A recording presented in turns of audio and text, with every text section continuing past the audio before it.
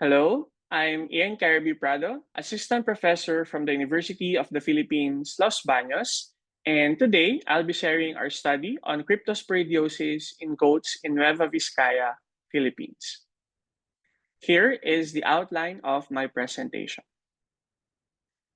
Goat raising is an important livelihood for many rural Filipino families. It's known as a sunshine industry due to its growth potential. Goats are often raised on small farms because they require low investment and have minimal risk. They don't just provide meat, they help ensure food security as well as support local economies. However, diseases like cryptosporidiosis can affect productivity. Some of these parasites is also zoonotic. Despite this, there is a limited data on goat infections in the Philippines. So this study aimed to detect infections in Nueva Vizcaya and assess the knowledge, attitudes, and practices of goat raisers. This is the first study of its kind in the province. We conducted the study in 10 municipalities in Nueva Vizcaya across 25 goat farms. From April to May 2022, we collected 158 fecal samples and surveyed 60 goat raisers. Fecal samples were collected directly from goats, stored in coolers, and taken to the laboratory. We also interviewed raisers using a locally translated survey on goats, as well as health practices of goat raisers. In the laboratory, we used flotation and staining methods to look for oocysts under a microscope. We also used PCR to detect Cryptosporidium DNA in the samples. For the results, all farms were small scale. Most goats were local or crossbred and are primarily raised for meat. No oocysts were found using microscopy or PCR, and all samples tested negative. However, 19% of goats had diarrhea, and nearly half of the farms had at least one diarrheic goat. Most farms were close to homes or water, lacked fencing, and followed tethering systems. No quarantine protocols were in place. Many farms also had other animals like dogs, poultry, or pigs. Most raisers had college degrees and training in goat raising.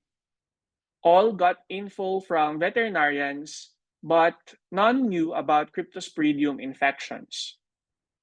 Most also did not recall receiving materials on disease prevention, but still, they recognized that sick goats can spread disease to other goats and even to people.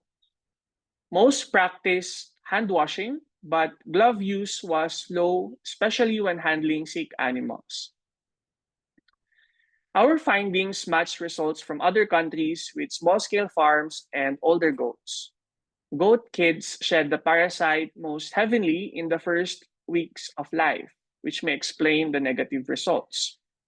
Also, most farms had few goats, and the study was done during the hot dry season, which may reduce parasite survival.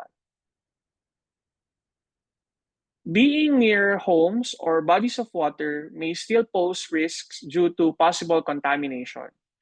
The presence of other animal species may also increase chances of infection, as seen in other studies.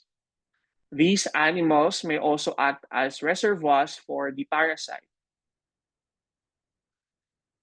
It's good that raisers seek advice from veterinarians and have positive attitudes toward disease prevention. However, some still lack awareness of specific diseases like cryptosporidiosis. While many followed hygiene practices, glove use should be improved for safety. This shows the value of education and proper training.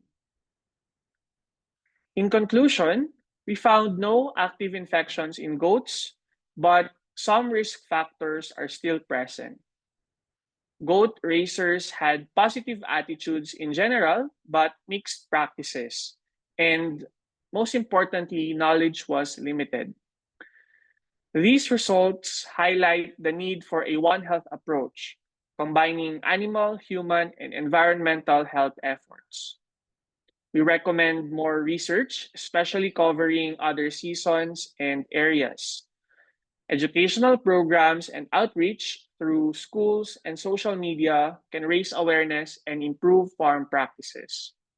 To end, education is key to protecting both people and animals. By teaching good practices early, we can build safer and more sustainable communities. Thank you to UP Los Baños, the College of Veterinary Medicine, the Institute of Tropical Medicine in Antwerp, and the provincial government of Nueva Vizcaya. Thank you very much for your time and attention. I hope this presentation helped shed light on the importance of monitoring zoonotic diseases like cryptosporidiosis in small ruminants. And if you have any questions or would like to discuss the study further, I'd be happy to connect. Again, thank you, and let's continue working together to protect both animal and public health through research and collaboration.